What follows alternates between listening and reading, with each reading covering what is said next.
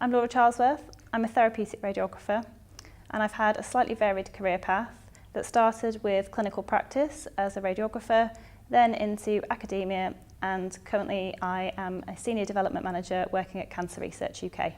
My career has most definitely turned out different to what I expected. I started in clinical practice and didn't really ever expect to leave clinical practice.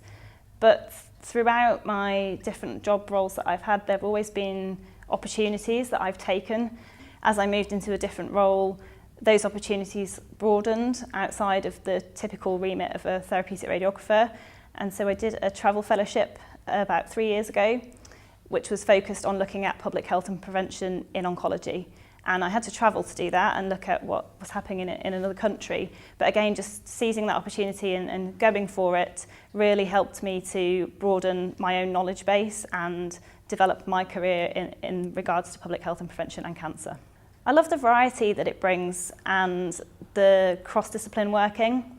With public health and prevention, I've moved out of working in a pure cycle of oncology to working with general practice and policy developers and AHPs and AHP leaders. And I feel that that opportunity has been brilliant in itself for my own development and leadership. And there are exciting, always changing policies around public health and prevention at the moment. And to be right in the middle of that is really exciting.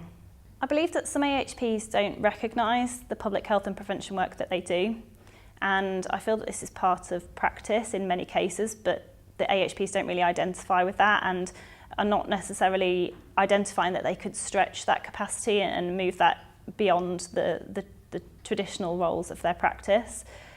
I also believe that some AHPs, because there isn't a career path to follow as such for public health and prevention, that it can be quite difficult to navigate.